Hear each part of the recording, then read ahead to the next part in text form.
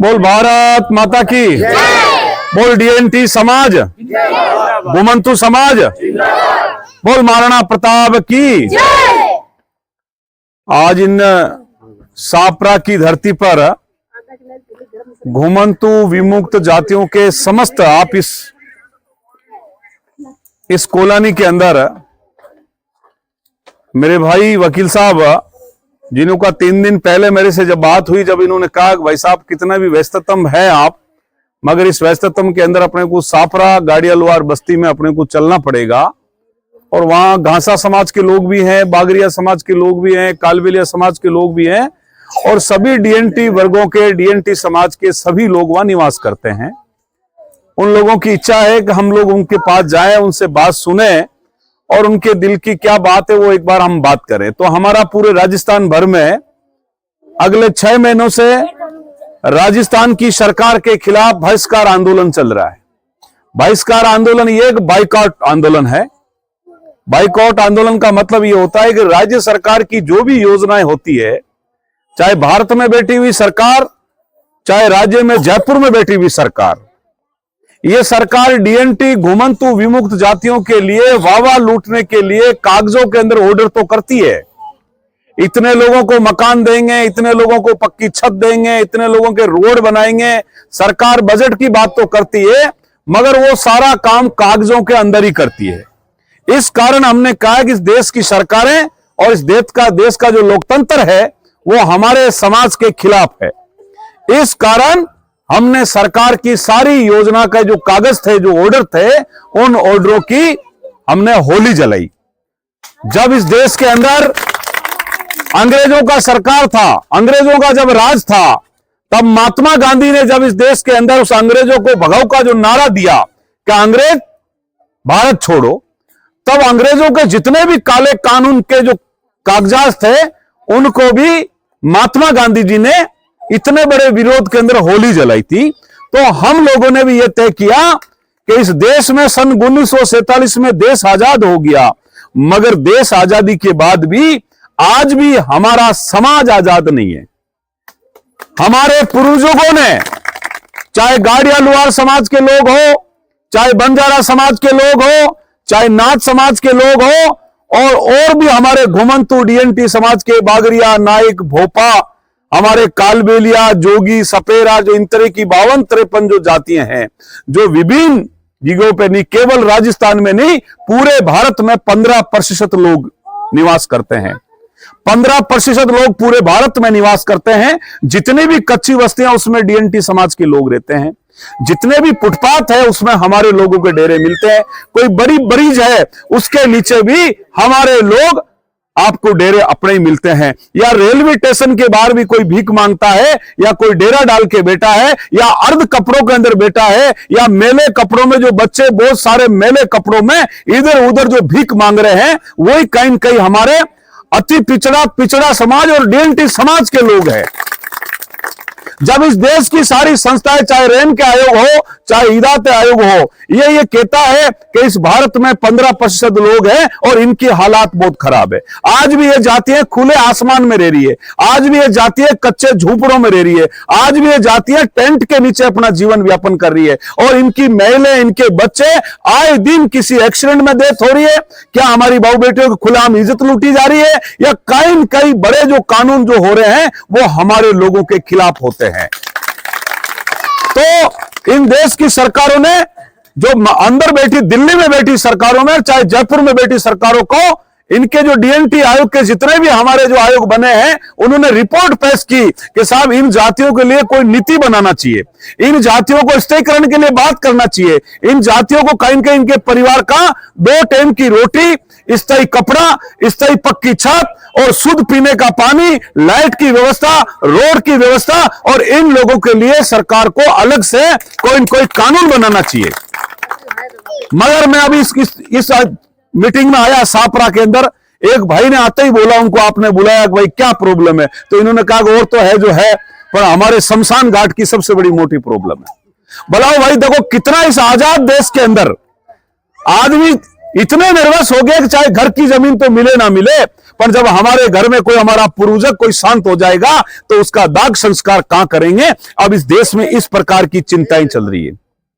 हमारा घुमंतु कोई भी जाति का व्यक्ति जब तक जीता रहता है 50, 60, 70 साल तक, तब तक तो इतना अपमान सहन करता है। पुलिस थाने में जाते हैं तो हमारे को पीटा जाता है, हॉस्पिटल में जाए तो हमारे साथ धोखा होता है, किसी अधिकारी के बाहर जाए तो वहां हमें भगा दिया जाता है, या किसी सार्वजनिक पार्क में हम बैठते तो हमें भगा दिया जाता है। तो हमारा आदमी जब तक जिंदा रहता है, जीता है, तभी भी वो इतना अपमान सहन करता है, और मरने के बाद भी हमारे लोगों को अपमान सहन करना पड़ता है। मर जाते हैं, परिवार रोते बिलखते हैं, मगर जो भी उनके जो लोग होते हैं उन लोगों का ये कहना है, इन लोगों का ये कहना, कोई बात नहीं भाई, इन लोगों का ये कहना है कि हमारे लोग जो मर जाएंगे, किसी परिवार में किसी की डेथ हो जाती है तो वो परिवार को ये पूछते हैं कि भाई दाग संस्कार का क्या करोगे, तो ये मर गया उसकी चिंता तो है, मर गया उसकी तो चिंता है, पर उसको दाग दफन करने के लिए भी हमारे लोगों को संघर्ष करना पड़ता है। तो साथियों, मेरा आपको एक निवेदन है कि इस बार राज्य सरकार से हमारी आमने सामने की लड़ाई है। भारत के अंदर 1,23,00,000 घुमंतु जाति के लोग पूरे देश के अंदर कम से कम 15% है, और राजस्थान में आपकी जो पॉपुलेशन है वो कम से कम 2.25 करोड़ लोगों की है। अभी तक जब से राज्य सरकार बनी है तब तक आप लोगों ने इस राज्य सरकार को 6,000 करोड़ रुपए का टैक्स दे दिया है। आपने कितने हजार करोड़ का? 6,000 करोड़ का। अब हमारे लोग चक्कर में पड़ गए, टैक्स कब दिया हमने, आपको जमा नहीं करवाने जाते, हमें भी पता है, पर आप भी मोटरसाइकिल खरीदते हैं, आप भी रोज का पेट्रोल खरीदते हैं, आप भी घर पे राशन का सामान लाते हैं, आप बीड़ी भी लेते हो, आप माचिस भी खरीदते हो, आप पहनने के कपड़े भी खरीदते हो। तो जिस दुकानदार से, जिस सेठ साहूकार से जो चीज लेके आते हो, उनका सारा पैसा टैक्स का कट के, और वो पैसा फिर आप उनको सामान को आप लेके आते हो। तो 6,000 करोड़ हम केवल हमारे मुंह से नहीं बोल रहे, हमने सरकार से आंकड़े निकाले हैं। तो 6,000 करोड़ आप राजस्थान सरकार को टैक्स दे चुके हो जब से सरकार, और वो 6,000 करोड़ का 2% पैसा भी आपकी बस्तियों के अंदर और आपके परिवार के लिए खर्च नहीं हुआ। बताओ भाई, एक परिवार के 4 बेटे होते हैं तो छोटा बेटा थोड़ा ज्यादा रख लेता है, पर क्या दूसरे बेटों को प्रॉपर्टी के अंदर हिस्सा नहीं होता है? इस देश का चाहे मुख्यमंत्री, चाहे मजिस्ट्रेट है, चाहे सापरा का आपका थानादार है, चाहे डॉक्टर है, चाहे चेयरमैन है, चाहे नगर पालिका का पार्षद है, उनको भी तनख्वाह चुकती है, तो आपके टैक्स के पैसों से तनख्वाह चुकती है। मगर दुर्भाग्य इस बात का है कि समाज पढ़ा लिखा नहीं है, समाज जवाब नहीं लेता है। इस देश में जवाबदेही का कानून भी बना, मगर उस कानून की भी इन्होंने धज्जियां उड़ा दी। तो मेरा आप लोगों को यह कहना है कि इस बार राजस्थान की समस्त डीएनटी जातियां, समस्त घुमंतु जातियां, महाराणा प्रताप के वंशज हैं आप डीएनटी समाज के लोग हैं। हम आपको एक ही जगह पे नहीं आए, मैं पूरे राजस्थान में 27 जिलों में गया हूं।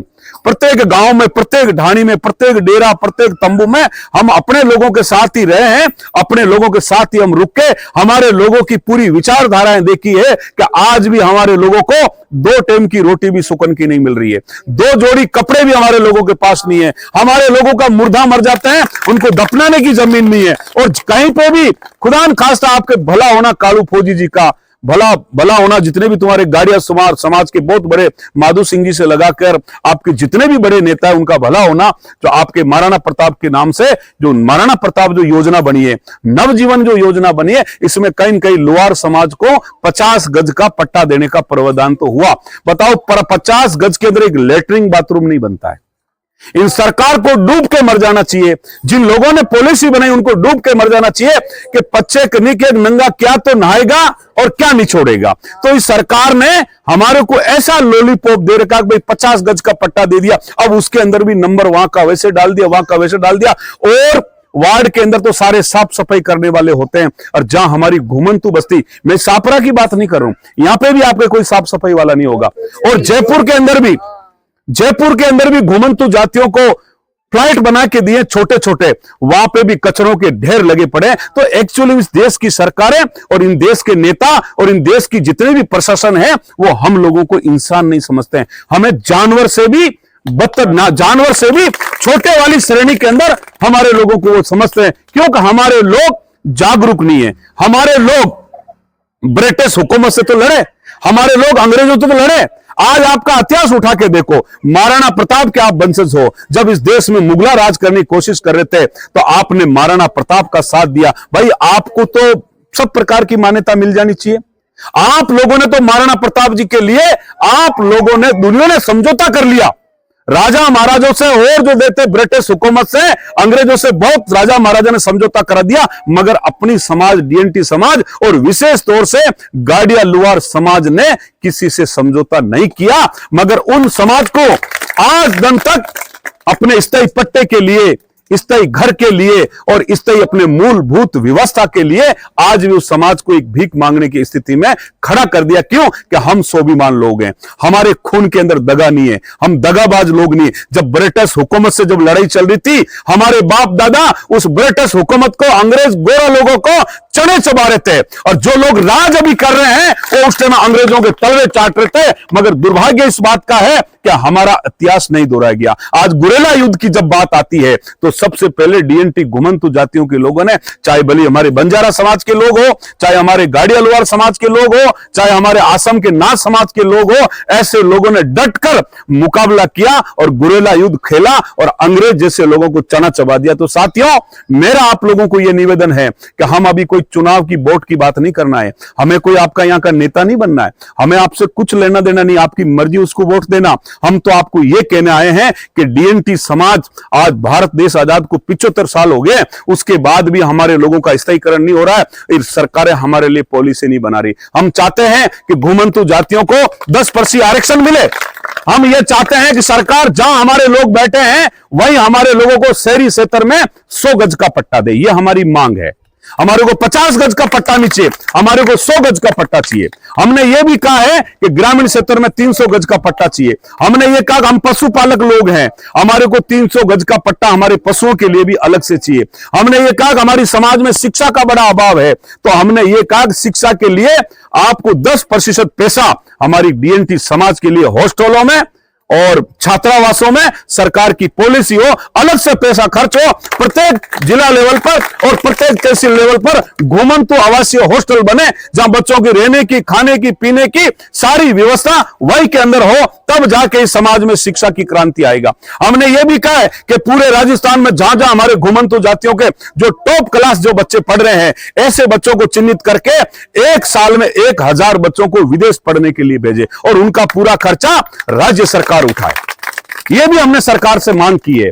हमने यह भी मांग की है कि जो घुमंतु विमुक्त जो जातियां हैं, इनके लिए अब डीएनटी बोर्ड में कुछ नहीं, एक लॉलीपॉप होती है। हम चाहते हैं घुमंतु जातियों के लिए अलग से एक मंत्रालय बना जाए। हमने ये कहा जहां हमारी घुमंतु जातियां हैं तो हमारे लिए निकाय चुनाव में हमारे लिए सीटें आरक्षित की। निकाय चुनाव किसको कहते हैं? नगर पालिका का चुनाव, पंचायत समिति का चुनाव, आपकी ग्राम पंचायत का चुनाव। हम चाहते हैं कि एसी ओबीसी जनरल की सीटें तो आती है, पर डीएनटी समाज की भी सीट आनी चाहिए, और जिसमें हमारा कोई न कोई परिवार की कोई बहन वार्ड पार्षद का चुनाव लड़े, कोई हमारा भाई सरपंच का चुनाव लड़े, कोई हमारे पंचायत समिति का चुनाव लड़े। तो ऐसे करके इस बार की जो लड़ाई है वो बहुत बड़ी लड़ाई है। हम पूरे राज्य में घूमे, पूरे देश भर से लोग आ रहे हैं, कोई एक ही जगह से लोग नहीं आ रहे। तो 7 नवंबर को घुमंतु विमुक्त जातियों की असली आजादी की लड़ाई होगा। ये बात याद रखना है आप लोगों को। 7 नवंबर, जो आज क्या होगी, 3 नवंबर है, कल 4 है, परसों 5 है, और अगले 2-3 दिन बाद में जो 7 तारीख आ रही है, उस 7 तारीख को 2 लाख घुमंतु जाति के लोग बालरई पाली जिले के सांडेराव के पास NH 62 Delhi Bombay high road को हम लोग जाम कर रहे हैं। अभी आपको पता है महाराष्ट्र के अंदर गड़िया समाज ने बहुत बड़ी लड़ाई लड़ी, मोबाइल में आप लोगों को पता होगा। अभी घोर बंजारा पे बहुत बड़ा आंदोलन महाराष्ट्र में चल रहा है, वो एसटी का आरक्षण मांग रहे हैं। तो मेरा आप लोगों को यह कहना है कि जब आपके लिए एमबीसी बनी तो गुर्जर समाज ने संघर्ष किया। अभी जो एसडीएमओ की जो भर्ती निकली, एसडीएम का जो रिजल्ट आया, पढ़े लिखे लोगों को पता है, शंकर जी को पता है कि एसडीएमओ को लीडर जिसमें आपके समाज का केवल एक बेटा एसडीएम बना, बिजोलियों का एक लड़का बना। समझ में आ गई? रेबारी समाज के केवल 2 बने। वो इसलिए बने बहन कि तुम लोग एमबीसी में हो। संघर्ष गुजरों ने किया, आपके लोग बहुत कम आए, कालू फौजी जैसे लोग वहां पहुंचे थे, पर समाज आपका वहां नहीं पहुंचा। आज समाज की वहां भागीदारी होती तो भाई एक एसडीएम नहीं बनता, आज उनके 15 एसडीएम बने तो कहीं न कहीं 5 एसडीएम या 2 एसडीएम आपके समाज के भी बनते। मगर दुर्भाग्य इस बात का है कि हम लोगों की जमीर जिंदा नहीं है, हम बिल्कुल मर चुके हैं, हम जिंदा मुर्दा लाश हो गए। हमारी हाथ जोड़ने की आदत हो गई है, चाहे बोली म्युनिसिपालिटी वाला आवे तो भी हाथ जोड़ के खड़े हो जाते हैं, झाड़ू गाड़ने वाला आता तो भी हाथ जोड़ के खड़े हो जाते हैं, साहब मांगे तो वो करो। अरे भाई, अधिकार के साथ हम कब बात करेंगे? आपकी कोलानी भी सरकार नहीं पट्टे दिए और उधर उधर की कोलानी वहां पे भी सरकार, वो केवल अंगुली के इशारे से काम करवाते हैं और आप हाथाजोड़ी के अंदर खड़े रहते हैं। उसके बाद भी आपके ना तो कोई सफाई वाला आता है, ना आपके कोई पानी वाला आता है।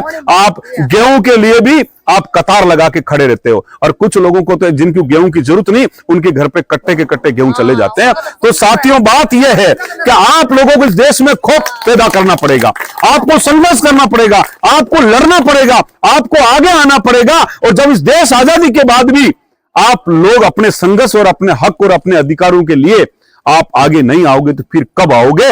जिस टाइम अंग्रेजों की लड़ाई चल रही थी, कुछ ऐसे लोग थे स्वतंत्र सेनानी जो लोग अंग्रेजों से लोहा ले रहे थे, और कुछ ऐसे लोग थे वो घर के अंदर गुदड़ ओढ़ के सो रहे थे। आज उनकी औलादें उनके मुंह पे थूक रही है। इसलिए हम कह रहे हैं कि आज हम डीएनटी की लड़ाई कर रहे हैं, आज हम सरकार से आमने सामने की भिड़ंत कर रहे हैं, और आज हम आपको यह पुकार रहे हैं, आपके सामने चीख रहे हैं, समाज के अधिकार के लिए हम आपसे भीख मांग रहे हैं, आपको निवेदन कर रहे हैं कि आपके जमीर जिंदा है तो मेरे जो जितने भी नौजवान साथी हैं, आप सभी लोगों को बालरी आना चाहिए। कोई लोग दिल्ली लड़ने के लिए चले जाते हैं, कोई लोग जयपुर लड़ने के लिए चले जाते हैं, मगर पाली आपसे ज्यादा दूर नहीं है, और आप सभी लोगों को एक बार आना है। आप चिंता नहीं करें, सफाई वाला भी लाइन लगा के खड़ा रहेगा, और आपके लिए 100 गज पट्टे का भी ऑर्डर आएगा, और जितने भी आपकी शमशान घाट की बात है वो भी होगी, और आपके यही भाई आंख से आंख घाल के अधिकारी से बात करेंगे। और 7 नवंबर के बाद सारी प्रशासन अलर्ट हो जाएगी। यहाँ का एसडीओ तहसील भी आपको फोन करके पूछेगा कि फलानी भाई तुम्हारी बस्ती में क्या प्रॉब्लम है, फटाफट बताओ। रात को 12 बजे कलेक्टर बैठ के बात करेगा। इस प्रकार की इतनी बड़ी चिंगारी और इतना बड़ी आग का गोला हम लगाने वाले हैं। मगर मेरा निवेदन है कि आपके साथ हम इतने व्यस्ततम प्रोग्राम में होने के बाद भी मैं आपके बीच में आया हूं। भाई शंकर जी गाड़िया लुहार ने कहा कि भाई साहब वो लोग याद कर रहे हैं, आपको चलना पड़ेगा। तो हमने तो ये कहा कि चाहे 1000 लोग हैं तो भी हमारी बात पूरी कहेंगे, और 5 भी समाज के हमारे लोग होंगे तो ही हम बात पूरी कहेंगे। मेरा आप लोगों को निवेदन है, इस बात को आप हल्के में नहीं ले, मजाक में नहीं ले, संघर्ष के साथ ले। आप पट्टे के लिए, शमशान घाट के लिए, गेहूं के लिए, साफ सफाई के लिए संघर्ष नहीं करे। ये बहुत छोटी बात है। हमारे को संघर्ष करना है कि हमारे लोग पढ़े, हमारे बच्चों को शिक्षा में अधिकार मिले, हमारे लोग पदों पे जाए, हमारी बेटी कोई कलेक्टर बने, हमारा बेटा कोई एसडीएम बने, कोई थानादार बने, और हम लोगों का भी हक हो, और हम भी स्वाभिमान के साथ हमारी जिंदगी जिए, और किसी न किसी के साथ खड़े रह के हम हमारे हक और अधिकार की बात करें। आप लोगों ने जो मान सम्मान दिया, मैं उनके लिए आपका बहुत बहुत आभार प्रकट करता हूं। मैं महाराणा प्रताप जी को याद करता हुआ, कालू फौजी जी को याद करता हुआ, आप सभी लोगों को, मेरी समाज के जो कालबेलिया समाज के लोग हैं, हमारे घासा समाज के हमारे लोग हैं, आप सभी मेरे भाइयों, आप सबको बहुत बहुत धन्यवाद, आपका बहुत बहुत शुभकामना। मगर 7 नवंबर के दिन आप लोगों को आना है, और हम आपको यही निवेदन कर रहे हैं। आप सभी को बहुत बहुत धन्यवाद कहना।